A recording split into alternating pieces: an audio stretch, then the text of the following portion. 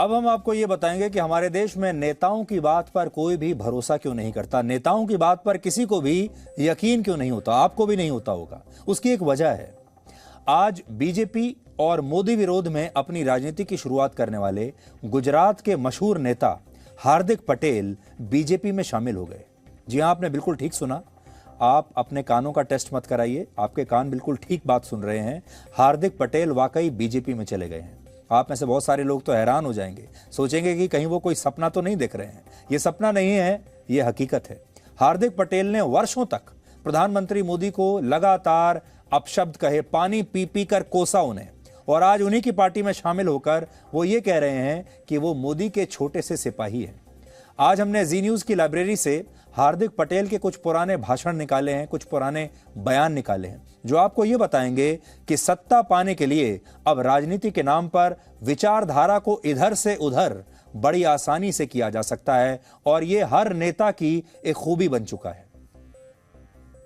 आज से यशस्वी प्रधानमंत्री नरेंद्र भाई मोदी जी के नेतृत्व में जो राष्ट्र सेवा का काम चल रहा है, उसमें छोटा सा सिपाही बनकर काम करने के लिए आज से एक नए अध्याय की शुरुआत कर रहा हूँ। मुझे निश्चित रूप से ये सौभाग्य मिलेगा कि जब पूरा गांव किसी हवन में ओम के नाद से जब स्वाहा करता हो, तो कहीं ना कहीं हमें उस स्वाहा में बैठना चाहिए।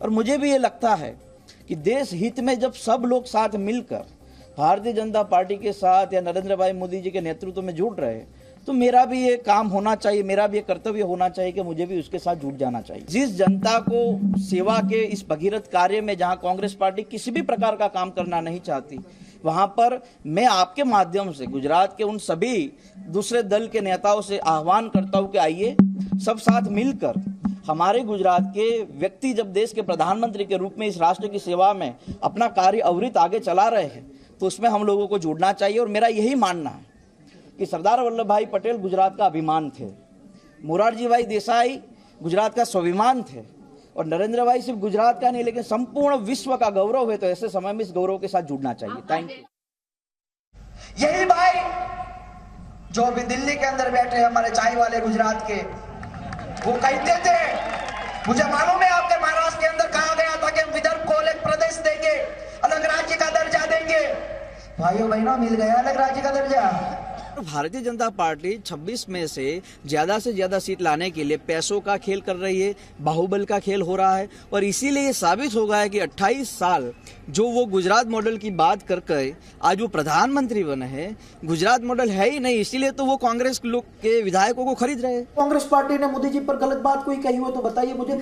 मौत का सौदागर से शुरू करके हजारों बयान तो बीजेपी वाले गिना देते हैं। जो हकीकत थी वो तो कहना पड़ेगा। इसमें सम्मान तो पीछे रह जाता है। 2002 का एक आज भी YouTube पर आप फिल्म देखिएगा, 2002 की हकीकत क्या क्या था। भाजपा ने जिस तरह से धर्म के नाम पर लोगों को भड़काने का काम किया था, मैं वही बोल रहा हूँ। मोदी जी ने 2014 के चुनाव में सोनिया जी पर कितनी अभद्र टिप्पणियां की थी।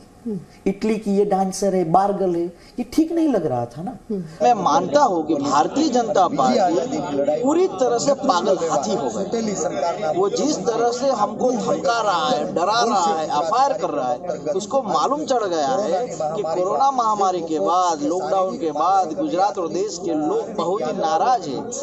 Presenting B News app, available on Google Play and App Store. Download it now.